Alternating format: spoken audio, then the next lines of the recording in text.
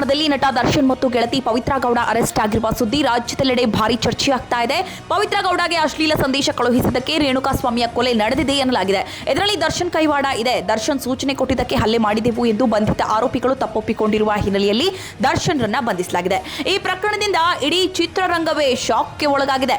ಅದಕ್ಕಿಂತಲೂ ಹೆಚ್ಚಾಗಿ ದರ್ಶನ್ ಪತ್ನಿ ವಿಜಯಲಕ್ಷ್ಮಿ ಮೇಲೆ ಈ ಪ್ರಕರಣ ತೀವ್ರ ಪರಿಣಾಮ ಬೀರಿದೆ. ಸ್ಟಾರ್ ನಟನಾಗಿರುವ ನನ್ನ ಗಂಡ ಇಂತಹದ್ದೊಂದು ಕೆಟ್ಟ ಕೆಲಸ ಮಾಡಿ ಬಂಧನವಾಗುತ್ತಾರೆ ಅಂತ ವಿಜಯಲಕ್ಷ್ಮಿ ಅವರು ಕನಸು ಮನಸ್ಸಲ್ಲೂ ಯೋಚಿಸಿರಲಿಲ್ಲ. ಇದೀಗ ಗಂಡ ಮಾಡಿದ್ದನ್ನು ನೆನೆದು ವಿಜಯಲಕ್ಷ್ಮಿ ಮನೆಯಲ್ಲೇ ಕಣ್ಣೀರು ಹಾಕ್ತಾ ಇದ್ದಾರೆ ಎಂದು ತಿಳಿದು ಬಂದಿದೆ. ಮನೆಯಿಂದ ಹೊರಗಡೆ ಬರಲಾಗದ ಸ್ಥಿತಿ ಎದುರಾಗಿದೆ. ಆಪ್ತರ ಬಳಿ ವಿಜಯಲಕ್ಷ್ಮಿ ತಮ್ಮ ನೋವನ್ನೆಲ್ಲ ತೋಡಿಕೊಂಡಿದ್ದಾರೆ ಎಂದು ಹೇಳಲಾಗ್ತಾ ಇದೆ. ಹಾಗೂ ಇದರ ಬೆನ್ನಲ್ಲೇ ವಿಜಯಲಕ್ಷ್ಮಿ ತಮ್ಮ ಇನ್ಸ್ಟಾ ಅಕೌಂಟ್ ಅನ್ನ ಡಿಆಕ್ಟಿವೇಟ್ ಮಾಡಿದ್ದಾರೆ. ಇನ್ನು ಮುಂದೆ ನಾನು ನನ್ನ ಮಗನಿಗಾಗಿ ಮಾತ್ರ ಬಾಳುತ್ತೇನೆ. ಇಷ್ಟು ದಿನ ಮಗನಿಗಾಗಿ ಎಲ್ಲವನ್ನ ಸಹಿಸಿಕೊಂಡು ಗಂಡನ ಜೊತೆ ಇದ್ದೆ. ಇನ್ಮೇಲೆ ಮಗನಿಗಾಗಿ ಮಾತ್ರ ಬದುಕು ನಡೆಸ್ತೇನೆ. ಅವರು ಮಾಡಿದ ಕೆಲಸದಿಂದ ಇಡೀ ಕುಟುಂಬವೇ ತಲೆ ತಗ್ಗಿಸುವಂತೆ ಆಗಿದೆ.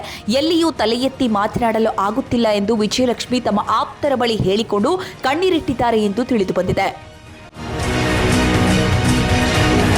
ಪವಿತ್ರ ಗೌಡ ವಿಚಾರಕ್ಕೆ ಈಗಾಗಲೇ ದರ್ಶನ್ ಮತ್ತು ವಿಜಯಲಕ್ಷ್ಮಿ ನಡುವೆ ವೈಮನಸ್ಸು ಉಂಟಾಗಿತ್ತು. ಆದರೆ ಮಗನಿಗಾಗಿ ವಿಜಯಲಕ್ಷ್ಮಿ ಎಲ್ಲವನ್ನ ಸಹಿಸಿಕೊಂಡಿದ್ರು. ಕಳೆದ ಫೆಬ್ರವರಿಯಲ್ಲಿ ದರ್ಶನ್ ಬರ್ತ್ಡೇ ಸಮಯದಲ್ಲಿ ಪವಿತ್ರ ಗೌಡ ದರ್ಶನ್ ಜೊತೆಗಿನ ತಮ್ಮ ಸಂಬಂಧವನ್ನ ಬಹಿರಂಗಪಡಿಸಿದ್ರು.